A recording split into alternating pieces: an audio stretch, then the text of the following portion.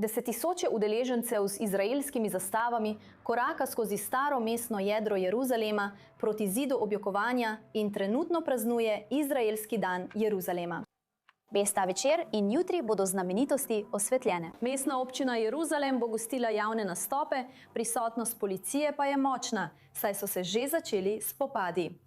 Parada, ki praznuje 59. obletnico združitve Jeruzalema, je postala precej sporen dogodek.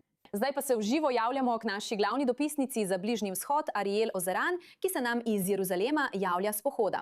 Ariel, povej nam, kaj vidiš na terenu, kaj doživljaš in kaj lahko pričakujemo v naslednjih nekaj urah. Ja, Bianka. Ne vem, če me lahko slišiš. Ampak jaz sem tukaj, to je dogodek, to se je začelo, pohod z zastavami, glavni dogodek Jeruzalemskega dneva. Pohod se bo začel tukaj v glavni sinagogi Jeruzalema, nato pa se bo nadaljeval proti staremu mestu in se zaključil pri zidu objokovanja. Zdaj sem tukaj z dvema mladima fantoma, Tobijem iz Baltimora in prijateljem iz Los Angelesa. Tobi, kaj te je danes pripeljalo sem? Kakšen je pomen tega dneva Jeruzalema in pohoda z zastavami? Jeruzalem je naša dediščina, to je naša država, to je naše mesto. Ne glede na to, kje so Judi po svetu, je Jeruzalem naš dom. To je kraj, kamor se lahko vsi vrnemo. To je preprosto kraj, kamor spadamo. In mislim, da je prav to tisto, kar ga naredi tako pomembnega. Hvala. Zdaj, če pogledamo ljudi, ki so tukaj, večinoma vidimo nacionalno-religiozne ljudi, ljudi, ki nosijo kipe, celo ljudi, kot ste vi, z zastavo Bejt Hamikdaša, templja. Zakaj je to postal verski dogodek, oziroma dogodek predvsem za nacionalno-religiozne in ne za širšo izraelsko javnost? Torej, velik razlog, zakaj praznujemo ta praznik, Jom Jerušalajim, je ta, da so v 6-dnevni vojni naši vojaki, naše enote, nas branili.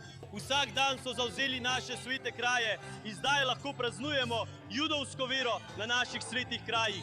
In seveda je naš naslednji korak Bejt Hamikdaš. Zato imamo te zastave, zato je to glavni verski praznik. Prav. Hvala. Gospod! Torej, Bianka, kot lahko vidiš, so bili tudi poskusi organizacije alternativnih, bolj liberalnih dogodkov za praznovanje dneva Jeruzalema. Ti niso uspeli. In v zadnjih letih smo videli, da je to postal pretežno nacionalno-verski dogodek.